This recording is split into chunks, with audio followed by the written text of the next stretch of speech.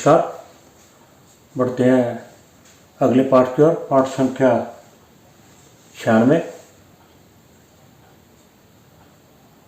इस पाठ में हम धन भाव के श्लोकों की चर्चा करेंगे। पिछले दो पाठों में हमने तन भाव की बात की,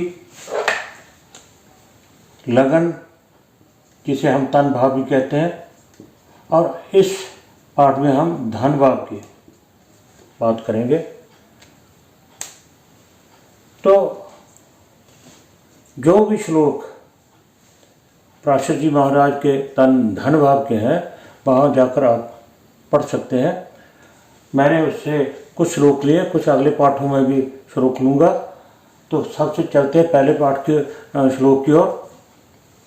पहले पाठ में जो पहला श्लोक है माफ करना, तो उसमें बताया है कि धन भाव फलम वाच्यम ऋणी त्वं द्विजम धनेशो धन भावस्था केंद्र कोण गतो अपीवा।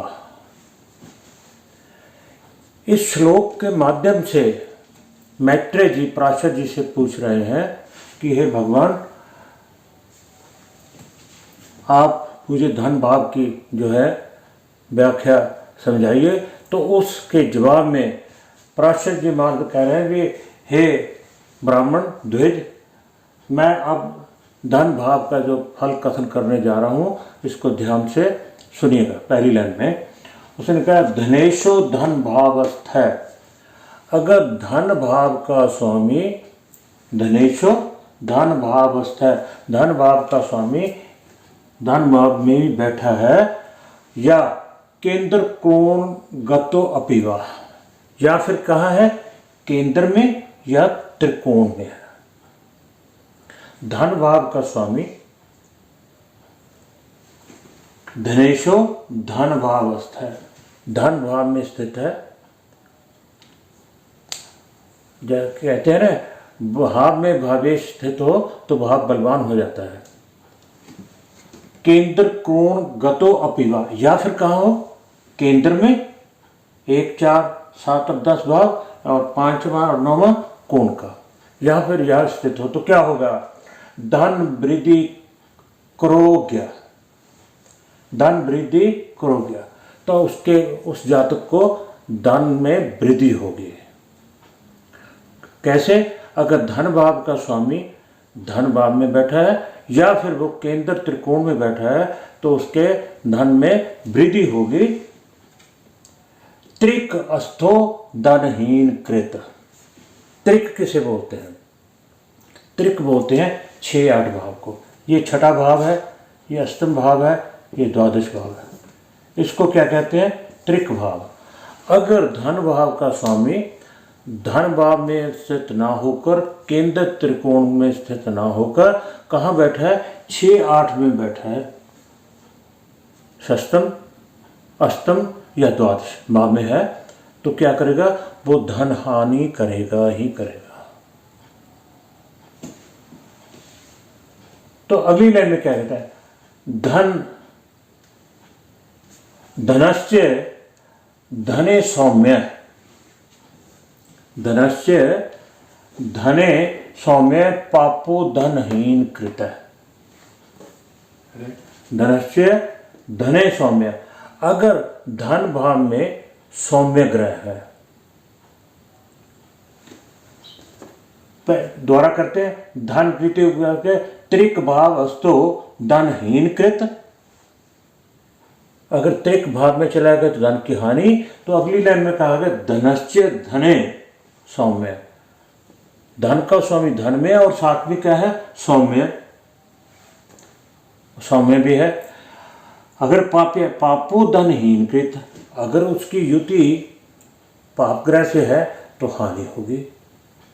धन भाव में धन के धनेश के साथ पाप ग्रह बैठे हैं तो धन की हानि होगी। अगर शुभ सौम्य है, धनस्य धने सौम्य, अगर धन स्वामी धन भाव के स्वामी के साथ अगर शुभ ग्रह बैठे हैं तो धन की वृद्धि। अगर पापो धनहीन कृत, अगर पाप ग्रह बैठे हैं उसको प्रभावित कर रहे हैं धनेश को या धन भाव को, तो हमें उस भाव की हानि कहनी चाहिए। अगले श्लोक में क्या कहा है, धन दीपो गुरु यश, गुरु यस्य धन भाव गतो भवेत। धन दीपो धन का स्वामी, गुरु यस्य धन भाव गतो भवेत, धन भाव का स्वामी गुरु के साथ। यहाँ धनेश, इसका धनेश और कोई भी हो सकता है, और गुरु कहाँ बैठा है, धन दीपो गुरु से धन भाव गतो भवेत, धन भाव में ही उसका स्वामी धनेश भी है और साथ में कौन है, गुरु भी है। भौमेन सहितो बापी, भौमेन कौन, मंगल, अगर मंगल के साथ है, अगर मंगल के साथ है। अब मंगल की बात यहाँ क्यों किया गया है, मंगल तो क्रूर ग्रह है, अरे अशुभ ग्रह है, इसकी भी चर्चा करते हैं। पहले ये स्पष्ट हो जाए कि अगर धन भाव का स्वामी, मान लीजिए यहाँ पे मकर राशि है या कुंभ राशि है, तो स्वामी कौन हो गया, शनि। शनि यहाँ बैठा है, शनि यहाँ बैठा, उसके साथ गुरु भी है, तो कहेंगे हम कि गुरु और शनि की युति तो अच्छी नहीं है। हम इसकी तरफ नहीं, जो शास्त्रों में लिखा, हम शास्त्रों की व्याख्या का उल्लंघन नहीं कर सकते, जो उन्होंने कहा है वही होगा, उसी की चर्चा हम करेंगे। क्योंकि भाव का स्वामी भाव में चला गया, हम इस भाव की बात कर रहे हैं। जब दूसरे फल कथनों की बात करें, शनि और कहाँ का स्वामी है, यानी गुरु और कहाँ का स्वामी है, तो बात अलग होगी, परिस्थितियाँ अलग होगी। तो धन के स्वामी के साथ गुरु है और साथ में मंगल है। देखो, अगर शनि स्वामी हुआ और साथ में गुरु और मंगल हुआ, तो कहते हैं धनवान नरो भवेत, ऐसा जातक धन से माला माल होगा, बहुत धनवान होगा। मगर मंगल की बात क्यों करी, आपको याद होगा, मैं अक्सर बात कहता हूँ, काल पुरुष की कुंडली की बात करता हूँ। काल पुरुष की कुंडली, मेष राशि की कुंडली, मेष वृष मिथुन कर्क सिंह कन्या तुला वृश्चिक धनु मकर कुंभ और मीन, ये काल पुरुष की कुंडली है। काल पुरुष की कुंडली में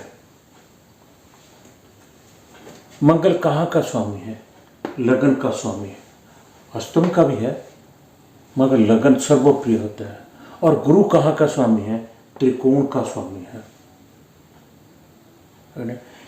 केंद्र और त्रिकोण का स्वामी धनेश के साथ बैठा है और राजयोग बनता है, तो ऐसी बात संभव है।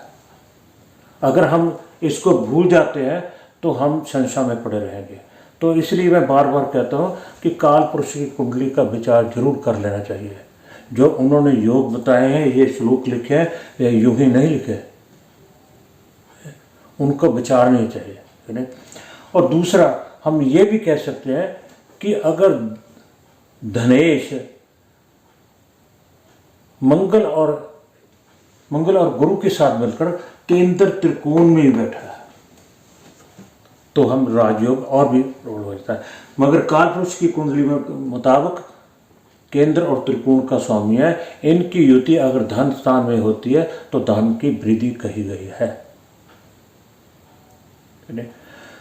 सो धन भाव के कुछ और श्लोक हम अगले पाठों में भी लेंगे, 1 या 2 पाठ और आएंगे जिसमें धन भाव की चर्चा की जाएगी। तो इस पाठ में इतना ही। कृपया पराशर जी महाराज के धन भाव में जाकर, अध्याय में जाकर श्लोकों का अध्ययन कीजिए, भावार्थ रत्न लीजिए, परचेज कीजिए, वहाँ भी श्लोकों का अध्ययन कीजिए, तो आपके लिए अच्छा होगा। इस पाठ में इतने। आप सबका बहुत बहुत धन्यवाद।